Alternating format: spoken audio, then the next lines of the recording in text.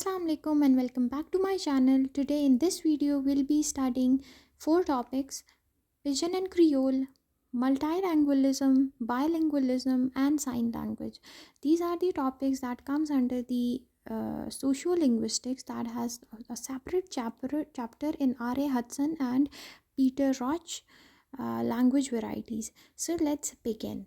Starting off with Pidgin, so the basic definition of Pidgin is a language often developed for a specific purpose, but primarily purpose is often a trade is called Pidgin.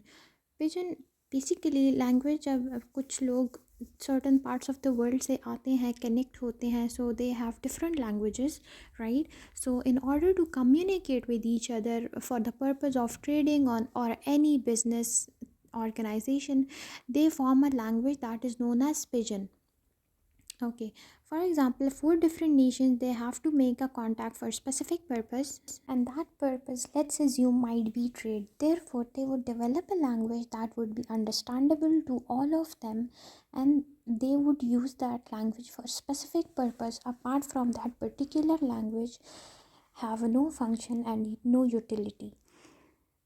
Now, if I have to interact with one nation for the specific purpose, then I would use the special part from that I have no contact with them. तो basically pidgin ऐसा होता है कि different parts of the world से लोग एक group form में आते हैं. They have to communicate for some purpose, either for trade and more specifically it's for trade, and for that reason they have to develop a language of any sort which is understandable to them, और बस वो language बना देते हैं and then वो pidgin language होता है. उसके बाद let's study ahead what is creole. Now, Urdu, it was a pidgin language, so many nations had to come in contact with each other, and then they developed and evolved a new language in a form of Urdu. It was a pidgin language primarily. Urdu is the blend of Arabic, Persian, and Turkish language. Now, when the pidgin language becomes the language of the natives, it becomes Creole. अब basically बात ऐसी है कि वो जो हमने pigeon पढ़ा था, तो वो जब ऐसे नेटिव्स लोग अपनी कम्युनिटी में बोलना शुरू कर दें तो वो क्रियोल बन जाता है. नेटिव्स जो उधर के रहने वाले लोग होते हैं, तो क्रियोल फिर एक स्टैंडर्ड लैंग्वेज बन जाती है. Now it is spoken by many community. There is no specific community because pidgin is a contact language. Pigeon हमेशा एक कॉन्टैक्ट लैंग्वेज होती है जिससे लोग कॉन्टैक्ट करते हैं. वो लैंग्वेज इसीलिए बनाई जाती है. And as the same contact language becomes the first language of any community as a native language, it becomes Creole. जब ये contact language first language बन जाती है उस community के लोगों के लिए, तो ये Creole बन जाती है. ठीक है, Creole में form हो जाती है. Example, English of Africa and Kenya is actually a Creole. It sounds like English, but you can't understand it because their first language came in contact with the English people, and those two languages mixed and a variety of language formed in the form of pidgin and subsequently in the form of Creole. Sorry for mistakes that are highlighted now while I am reading and explaining you guys. I hope the concept of pidgin and Creoles is cleared so far. So let's move towards another topic: bilingualism and multilingualism. Bilingualism and multilingualism. So bilingualism is basically the speaking of two languages at one time when one person has the grip on two languages, right? While he has or she has the proficiency to speak two languages without an error is called bilingualism. Bi means two and lingual means language. Talking about multilingualism, so it's where it's a concept about how a person is proficient in speaking more than two languages, what if four or five or seven or so on. So multi means many, and lingualism means languages. So a person who can speak more than two languages at a time, so that is known as multilingualism. There is even the concept of code switching and code mixing because we are studying bilingualism and multilingualism. So a person who is proficient in speaking more than two languages, so they do come up with the problem of code switching and code mixing. So now basically code switching and code mixing, scholars say that these two words are interchangeably. Code switching is especially when a person is bilingual or multilingual, so he or she moves back and forth in changing their dialects in a conversation because of the inadequate vocabulary they possess. Code switching frequently occurs in conversation rather than in written, starting off conversation with one language and ending it with another. Now, even if I am multilingualism, I know Pashto, English, and Urdu. So when I deliver a lecture, I do change my languages back and forth. I use both of the three languages while communicating first sentence in another language, talking and making my students learn about that topic in another language, explaining it. And what if I give the examples in another language? So yes, such people do use different languages in while in discourse or communicating with another person, even in delivering lectures as well. Code mixing is basically the changing of words from one language to another in a conversation is a code mixing, transferring of linguistic elements from one language to another. तो बस बात यही है कि code switching हो या code mixing हो, these two words are interchangeably used.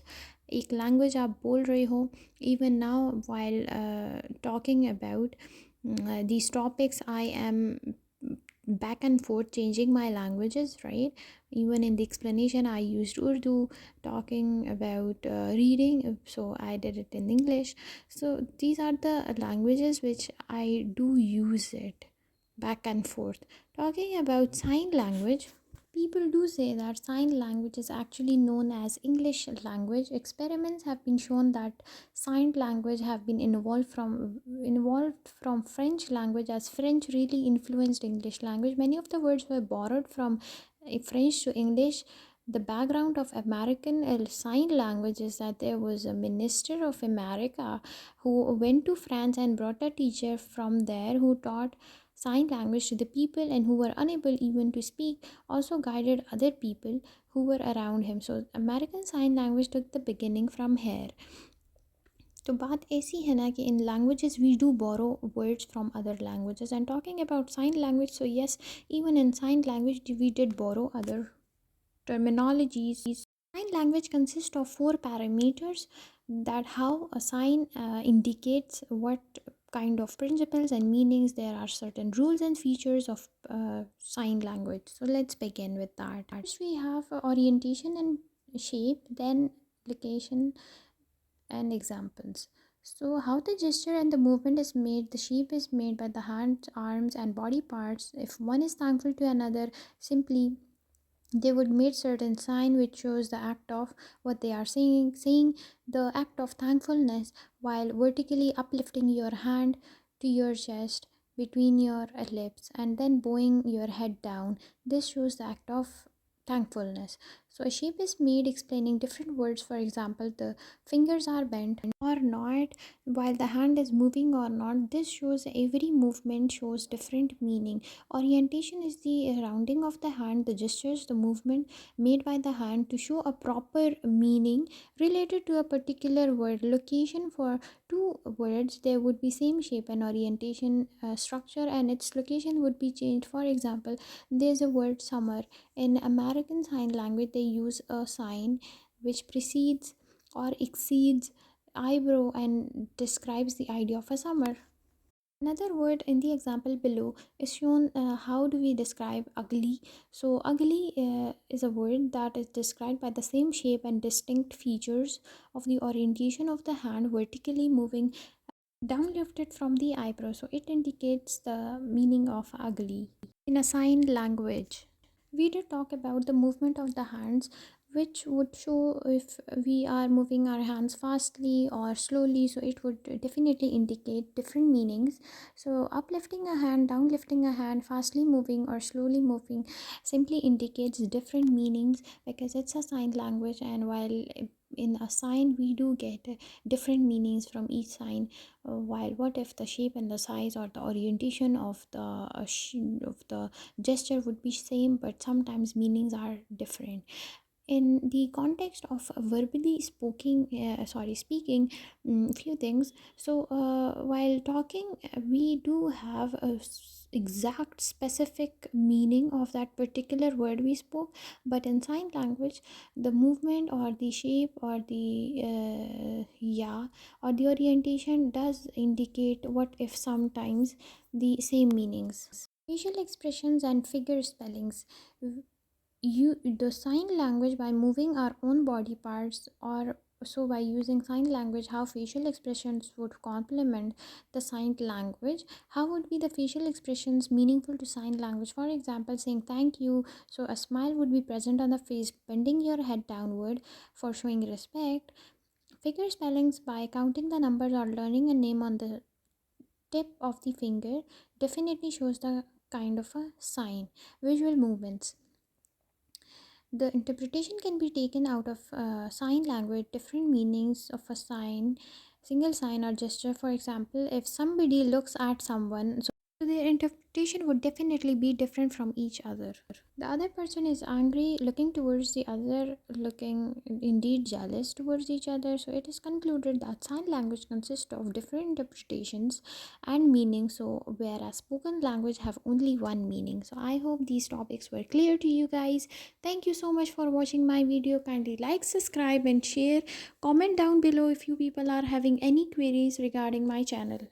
Thank you so much. Allah Hafiz. Meet you in the next video. Till then, take care of yourselves.